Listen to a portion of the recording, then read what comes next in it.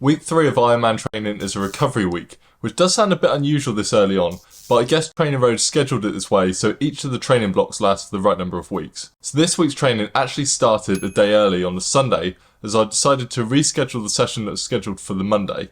It was a really easy ride on Training Road, and so there isn't really anything special to say about it.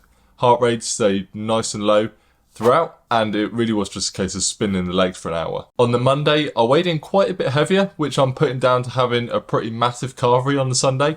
Plus I went up for extra stuffing, potatoes and veg, so that really probably didn't help. There was no training on the cards today as I did the session on the Sunday, so all I ended up doing was commuting to and from work on the bike. This was actually quite nice as it gave me an opportunity to catch up on some other bits and bobs, like finishing the edit for last week's video. The recovery week continued on Tuesday with an easy to moderate 35-minute run.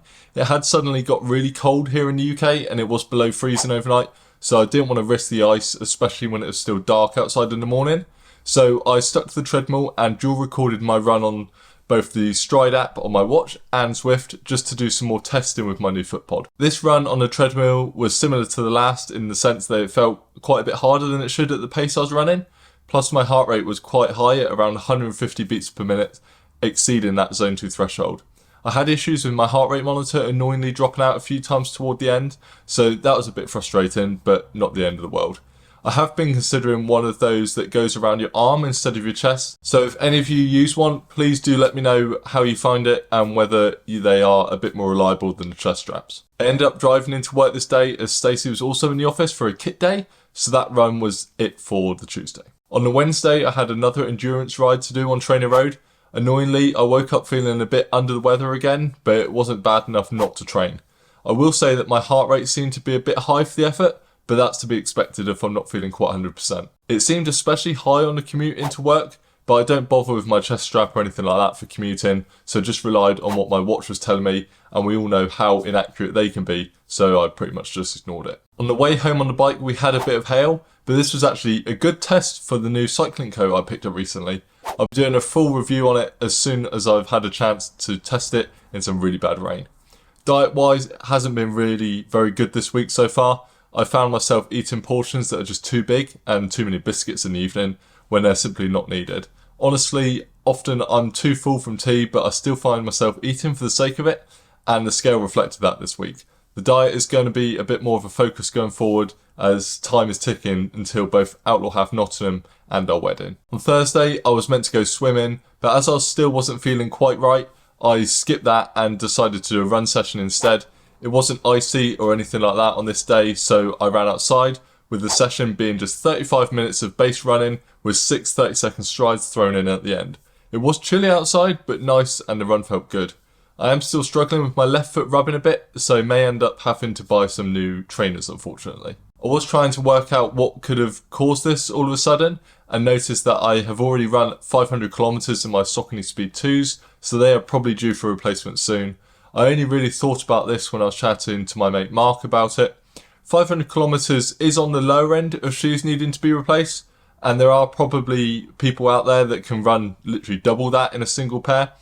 But given my weight and how I tend to overpronate a little bit, it makes sense as to why they would wear out a bit quicker for me. It's not bad enough to cause blisters or anything like that, so I am persistent with them until I can find a suitable replacement, as I think I need something that is a little bit more supportive going forward. So let me know if you have any suggestions in the comments down below, but do bear in mind I want something similar to the Speed 2s in the sense that they'll be used for speed or tempo work as opposed to daily miles. In the evening on the Thursday, I received a bit of an unexpected message from someone, which means my plans for the training over the weekend changed up a bit. On Friday, I woke up to a surprising drop in weight, and I'm now almost below 95 kilos for the first time in forever, so that was definitely nice to see. The recovery week continued with another easy hour on Trainer Road. Heart rate stayed nice and low, so that was a sign that I was feeling better compared to earlier in the week. There isn't much of note to say about the session at all, to be honest. It was a bit boring, but I could have think of worse things to be doing. Again, this was the only session for the day, so after that ride, it was time to chill out for the rest of the day and get ready for tomorrow. On the Saturday, I had something a little different planned, something that really wasn't quite fitting with a recovery week, and that was heading down to Woolacombe to take on one of the UK's most difficult parkrun courses. As I mentioned on the Thursday evening, I received a message a bit out of the blue from none other than Harry Morgan from Jog On. He knew I was a local and said he was heading down to Woolacombe and asked if I wanted to tag along. Of course I wasn't going to say no, and it has been something I've been looking forward to for the last few days. I have a dedicated video coming out very soon on the park run with Harry and GB Louise, of course, so I won't go into too much detail here, but rest assured it was brutal. A very brief warm-up and the 5k was all I did on Saturday. On Sunday, I woke up and my legs were definitely feeling it after yesterday's run. I'll be honest and say I felt like putting my bike session off to later in the day, but I did want to just get it done and ticked off, so hopped on the bike just before 7. The session featured progressive ramps up to sweet spot and then back down again after a few minutes of easy spinning in the middle. I was definitely glad to get that one done as my quads felt like lead and didn't really feel any better for the rest of the day, being honest. This session marked the start of normal training resuming after a nice recovery week, but I am glad to get my teeth back into some more volume and higher TSS. So that is week 3 of Ironman training all wrapped up, and the time is honestly flying by. As I shuffled the days around a bit, tomorrow being Monday, it will be a rest day other than the commute to work. Then I think I have some run intervals to do on the Tuesday. If you haven't watched last week's training recap video, you can click on the video on screen now to watch that.